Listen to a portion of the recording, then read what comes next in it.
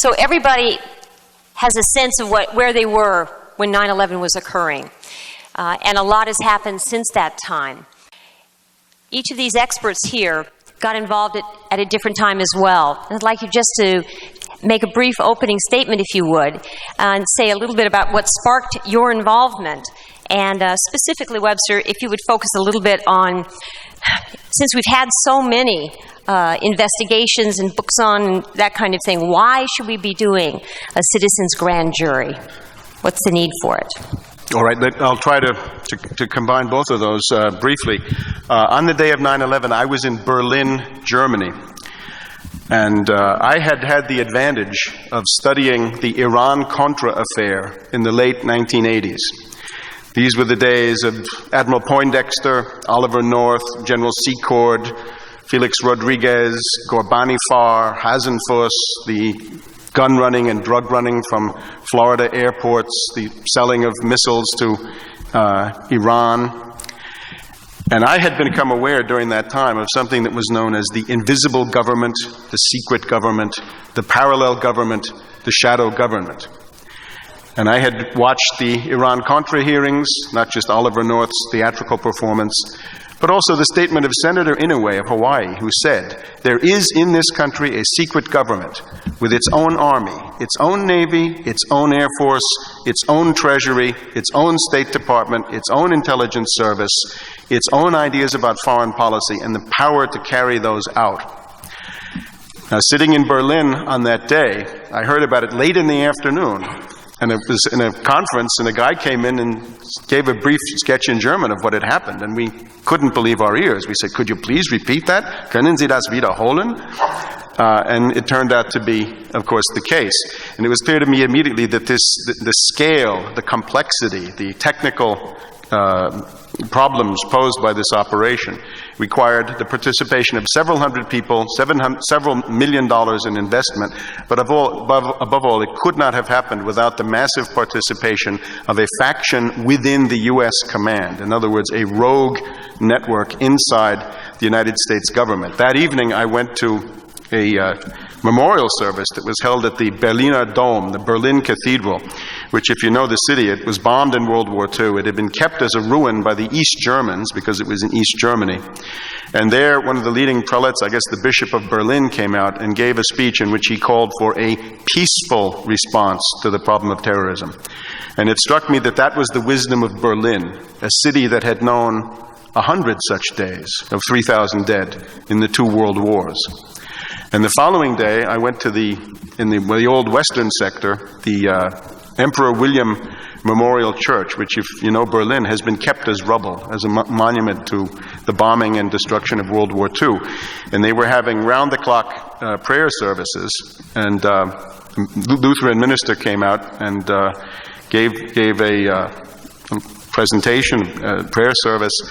And it was clear to me that the purpose of this operation was the unleashing of a new world war of unprecedented dimensions. And in talking to one of these German ministers, we got to the point of saying that the result of this is that everybody in the world has been against Bush, but now as a result of this horrible crime, nobody's allowed to be against Bush anymore. Now, I'd just like to then add a couple of things about the origins of the 9/11 myth. If you ask the average person what they know about this, if they've watched several hundred hours of television, they'll probably tell you 9/11 was carried out by Al-Qaeda. It was carried out by bin Laden.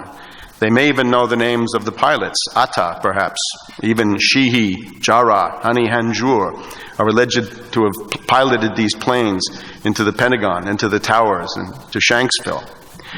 We're told that this was all concocted with the help of 19 hijackers from Saudi Arabia, that it was planned by Khalid Sheikh Mohammed, that the rear echelon was Ramzi bin al-Shib, and that it was all done from a cave in the Hindu Kush with a computer.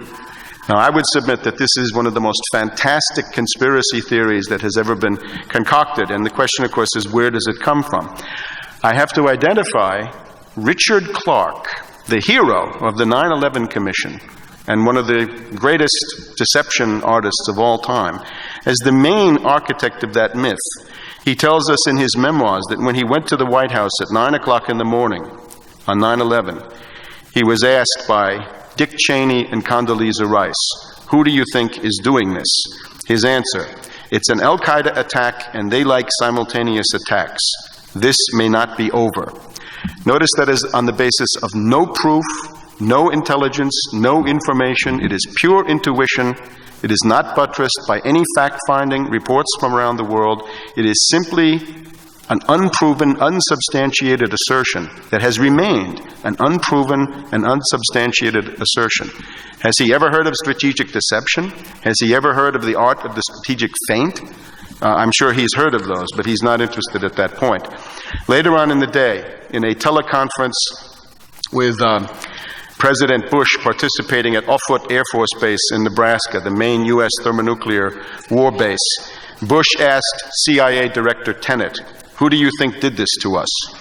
Tenet's response, emphatically, "Sir, I believe it's Al-Qaeda. We are doing the assessment, but it looks like, it feels like, it smells like Al-Qaeda." Looks like, feels like, smells like, no proof, no documentation, no intelligence reports, no substantiation, nothing upon which to base these sweeping decisions of war and peace and the lives of tens of thousands of people. On September 20th, 2001, Bush addressed a joint session of Congress, and I quote, "The evidence we have gathered all points to a collection of loosely affiliated terrorist organizations known as Al-Qaeda. They are the murderers indicted for bombing American embassies in Tanzania and Kenya and responsible for the bombings of the U.S. Cole. This group and its leader, a person named Osama bin Laden, are linked to many other organizations in different countries, including Egyptian Islamic Jihad, and the Islamic movement of Uzbekistan." Now, the U.S. government promised that there would be a white paper containing the weighty proof and substantiation that such charges would necessitate. And I'm talking about the proof that the attack came from outside of the United States and that it was actually carried out by foreign powers and not by a domestic group. On September 23rd, 2001, Colin Powell told NBC's Meet the Press, "We are hard at work bringing all the information together, intelligence information, law enforcement information. And I think in the near future we will be able to put together a document, a paper, that will describe quite clearly the evidence we have linking him, bin Laden, to the attack. And also, remember, he has been linked to previous attacks against U.S. interests, and he was already indicated for earlier attacks against the United States." This white paper was never delivered. Into the breach rushed Tony Blair, the great expert of dossiers. It was on October 2nd, 2001, that number 10 Downing Street, the British Prime Minister's office, released the first of Tony Blair's celebrated and infamous dossiers. Responsibility for the terrorist atrocities in the United States. The finding. The clear conclusion reached by Her Majesty's government are: Osama bin Laden and Al-Qaeda, the terrorist network which he heads, planned and carried out the atrocities of the 11th of September 2001. Bin Laden and Al-Qaeda retained the will and the resources to carry out further atrocities. The United Kingdom is a potential target, and so forth. The operative phrase in this dossier of Tony Blair's is the following, quote, "This document does not purport to provide a prosecutable case against Osama bin Laden in a court of law." And we would ask, why not, given the tremendous stakes? And we're told here that the intelligence information being used is too sensitive to be put into the form of a dossier. In the United States, Senator Torricelli of New Jersey, the state with the largest number of victims, demanded the convocation of an immediate board of inquiry. The response to this was that he was driven out of public life, he was threatened with indictment by the Justice Department, forced out of his Senate race, and eventually never indicted. And finally, we have the Saxby-Chambliss House Intelligence Committee investigation of the summer of 2002. We were told that this was an intelligence failure and really nothing more.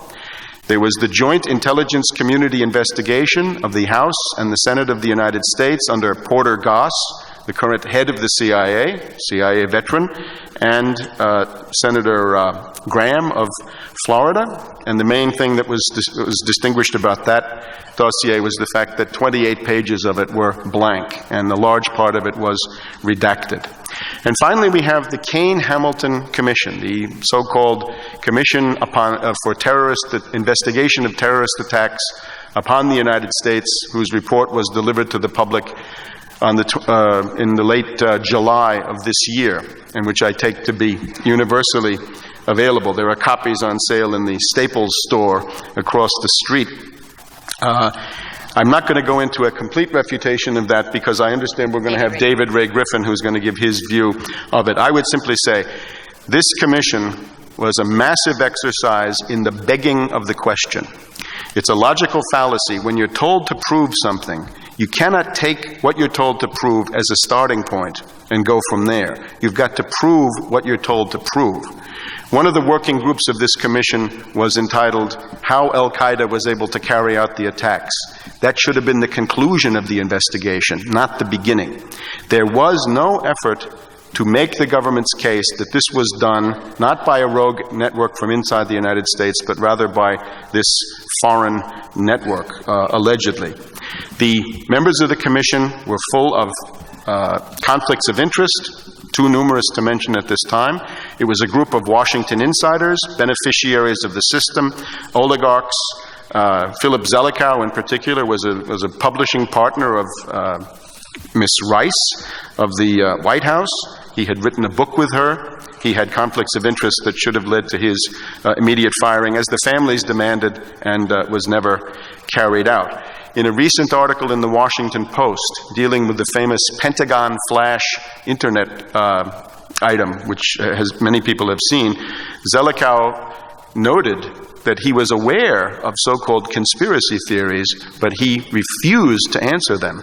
And the commission as a whole refused to deal with conspiracy theories, which means quite simply that they refused to deal with any critical voices calling into question the things that they were alleging.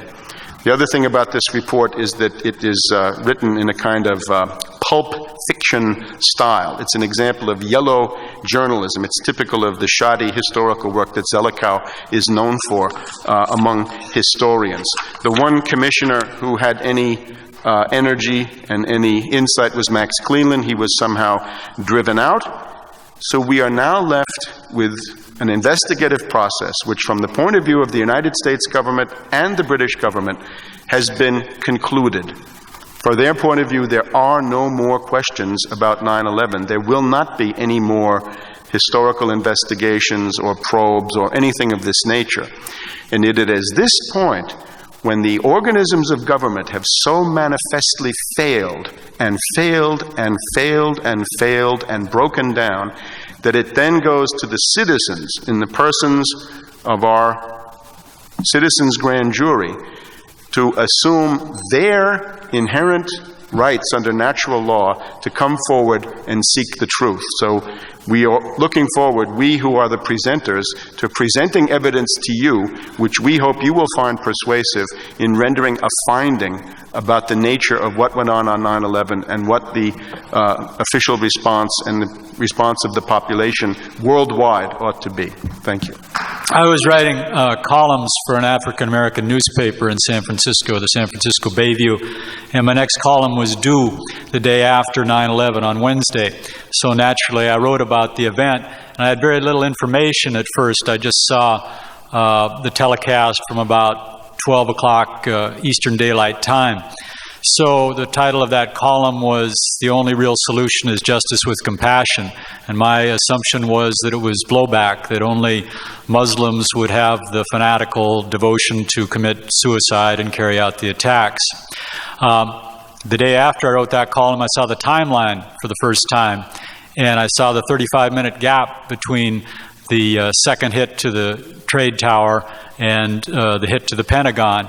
And it was instantly clear to me that there was some kind of fishy doing going on. And the next column said that our best protection now should be to at least consider the possibility that our government at least allowed the attacks. And from there on, I went, as just about everyone who's part of this panel or was previously shown on the screen, you know, you're kind of impelled into the morass and the mystery of what happened on that day. And just to be as brief as possible, at the end of those 6 columns, I had kind of come to what I now consider to be the second official legend, which is that Pakistani intelligence somehow funded Muhammad Atta, and that was a big expose and disclosure. I'm now certain that's a complete red herring. But at any rate, that was my particular progress. Then I wrote a book in 2002, 9/11 Facing Our Fascist State, and that drew me into becoming acquainted with Webster Tarpley's work, the unauthorized biography of George Bush, and many other folks' work, Rupert's, Chossudovsky's, and lots of others who have kind of documented a skein of conspiracies and assassinations by what is indeed a secret government. In the 1930s, Joe Kennedy said there are really about 50 men who run this country, and I think it's probably down to about a dozen now. But so I'm going to have to leave because I'm nearly delirious. We drove up from San Francisco today, Jim and I did, and I've got to get something to eat and rest. But I'm going to come back and at the end of tonight talk about the financiers behind 9/11. That's where my particular research is now, because I believe that 9/11 is indeed one piece of a total intention to, at the least, disempower any native capacity to resist financial domination in the United States. And I think we'll learn a lot in that particular talk, kind of angle after angle, layer after layer, in terms of financial ramifications from 9/11, the insurance policies, the earnings from opium leading into the world's legal and illegal economies. And I think at the end of that search, we'll know enough to be finally kind of liberated from a lot of illusions. So that's what I'm going to talk about at the last. Thank you.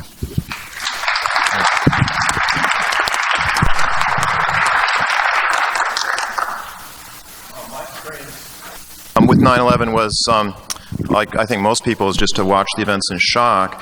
And I did have a suspicion that it was an inside job from the beginning by the fact that it seemed engineered to minimize fatalities. The portion of the Pentagon that was hit in this spiral dive maneuver was undergoing renovation, so it was mostly unoccupied. I thought that was very suspicious. The towers were hit really high up, so as to trap much fewer people than they would have if they were hit like at the 50th floor level. But those things were just kind of vague suspicions, and they didn't really spur me to do any work. But in early 2003, I again looked at the way that the towers came down, and all of a sudden, it's as though I saw those images for the first time. Because I remember when I saw the towers disappear on TV, it's as though they just disappeared, and it was shocking that these buildings could just disappear and just be gone. These huge permanent structures, but it didn't even occur to me that that the buildings were blown up. But when I went back and looked at the same images in 2003, all of a sudden it was just immediately obvious to me that these buildings were in fact exploded. There's no other way to describe it, and that's what I have a slideshow that I want to go into some depth about. So that's when I really got started working on 9/11, because all of a sudden it was the big lie was in my face. It's this, the penultimate big lie is that these skyscrapers could just self-destruct and turn themselves into dust and shards of steel and in this huge volcanic eruption and fall to the ground almost as fast as a rock would fall the distance. So ever since then, I've been working feverishly on developing a comprehensive website, 911research.com. And I have some other websites too. 911review.com, not to be confused with .org, is one that's dedicated mainly to exposing sloppy research and a lot of disinformation memes that I think are either intentionally or unintentionally contaminate the research and discredit us and cause serious research to be consigned to the loony bin in the larger public. I think that's one of the critical problems that we face right now, is to distinguish valid research from the disinformation memes that are being thrown out there in order to muddy the waters. So I look forward to talking in a few minutes.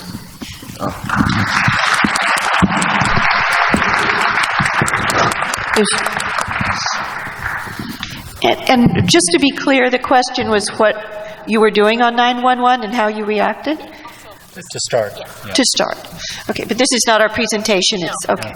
All right. I'm Barbara Honegger, the author of October Surprise. And thank you. Took a lot of courage to do October Surprise. I stood up alone, really single-handedly inside the Reagan-Bush White House for 3.5 years, and finally became the first public resignation of conscience.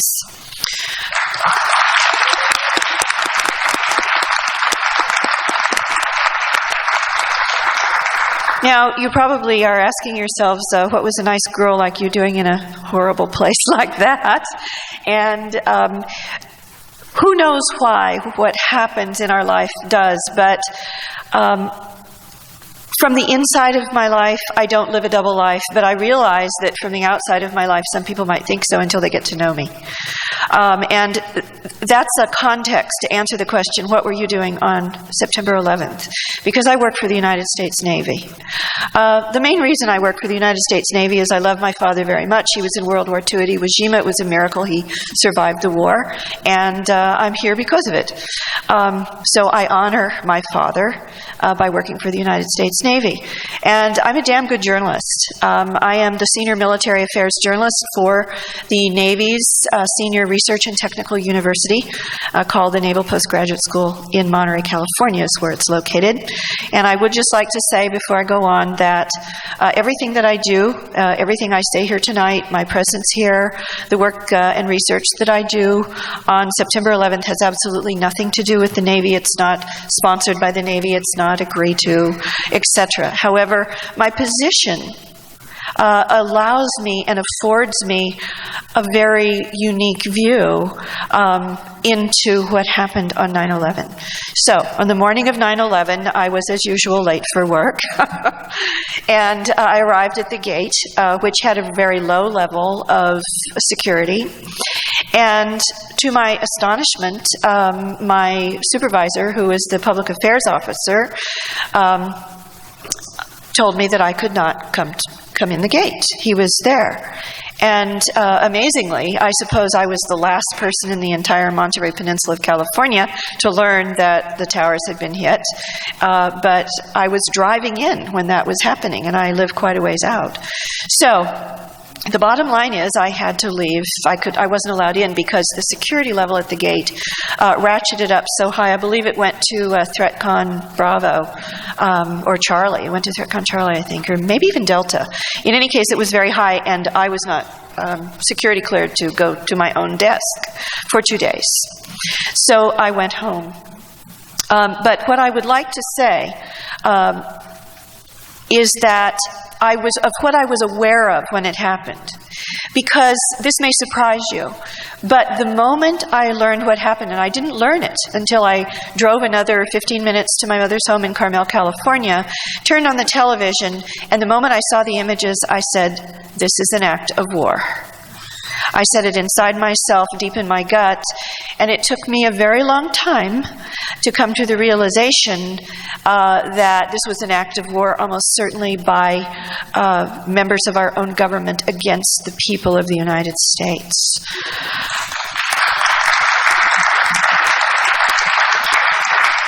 And then just as one other context to my future remarks here in our panel, and that is I feel very much like the Forrest or Forestina Gump of 9/11 because of the position that I'm in, working for the Pentagon essentially, but doing this work on my own, of course, outside my day job. And amazingly, I think Lynn mentioned that on the morning of 9/11, as soon as I got to my mother's home and flicked on the television, she didn't know. It wasn't on either. She had just gotten up late.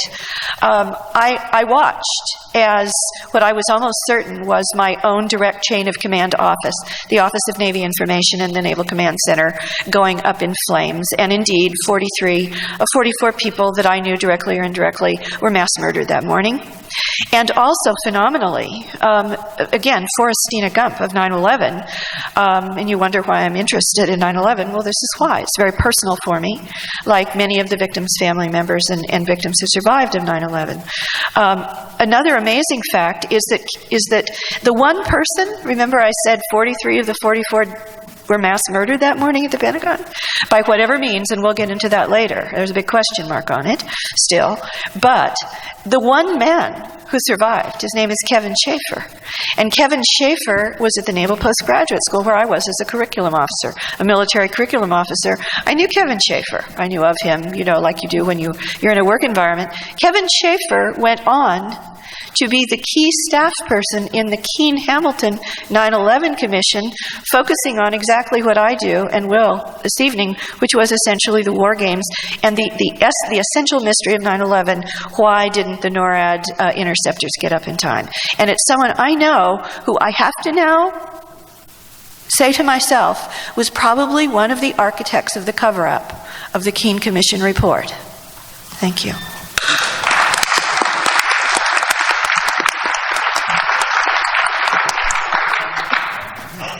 My name is Christopher Bolin. I'm a journalist with American Free Press in Washington, D.C. And on the morning of September 11th, as fate would have it, I was in New York City. My family, which is here, my wife, and my daughter and son, we were coming back from Stowe, Vermont, going back to Washington to the office. It was a long weekend. And we would have stayed in New York City if they had had any non-smoking rooms.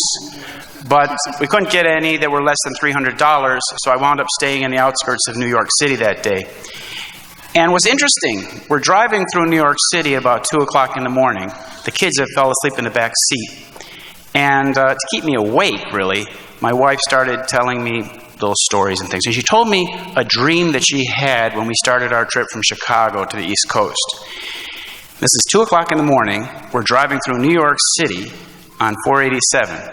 And my wife tells me about this dream that I had heard her tell the kids. And she said, we're driving in the car to a big skyline, a big city with skyline. And the buildings are so big and so dense that there's no light coming from between them. New York City or Chicago is the only place like that. And we're driving, and in her dream, she had a very vivid dream, a plane came down at our car and went into the road in front of the car, and into the road, and went underneath the car, and she turned around, and she saw the plane come out behind, and come around again to do it again. And she's telling me this at 2 o'clock in the morning. So at 3 o'clock in the morning, we finally found a hotel room, and the kids were jumping a little bit. They finally settled down, and 8 o'clock in the morning, I went down to get coffee, and it was about 8:45, and the CNN, the television right there, showed that the first plane had hit the North Tower. So I went back to the room. We watched the episodes transpire. The next 15 minutes, the second plane hit the South Tower. We watched it live. And then I got on the phone. I called the office in Washington, and I said, I told the publisher and the editor, I said, they're doing kamikaze attacks on the World Trade Center. And they said, stop joking and all this. And I said, no, it's not. I'm very serious. I wouldn't joke about something like this. And then, of course, we saw the Pentagon get hit, and I called them back, and I said, I'm not coming to work today, because Washington's going to be shut down.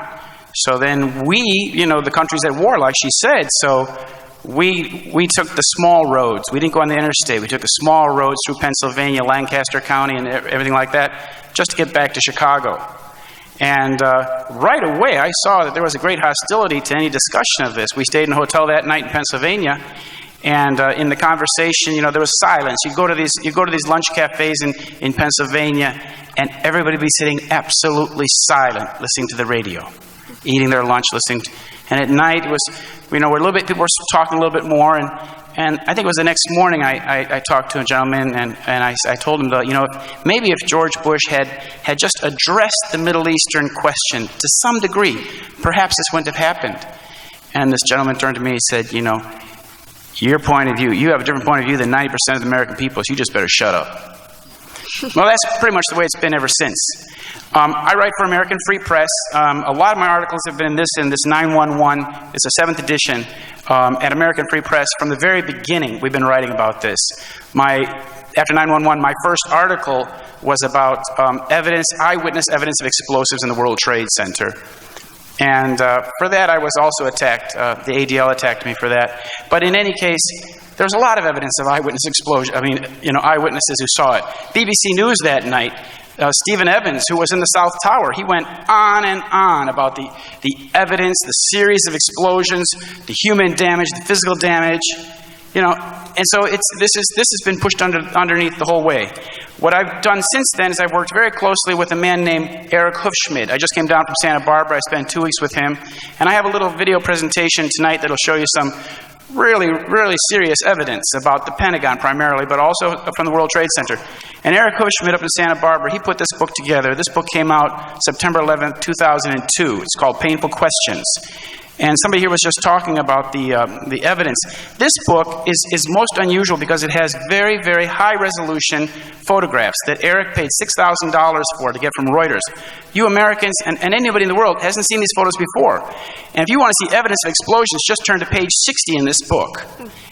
And you will see a photograph of the South Tower as it's collapsing. And the collapse is occurring up here. And down here, 20 floors below, you see 3 ignitions in the windows, 3 orange ignitions. And just recently, we've even found evidence that suggests that looks like it could be a uranium warhead. A uranium penetrator, excuse me, it's not a warhead. But that's another subject. I'll get into that later. But I've just come down from Livermore. I do a lot of work with depleted uranium people. And another piece of evidence that's really important is this one, Dave Von Kleist. I was in New York City on the 911 commemoration just a few weeks ago. And I met Dave Von Kleist. And this is the 911 in plain sight. Plain spells like airplane.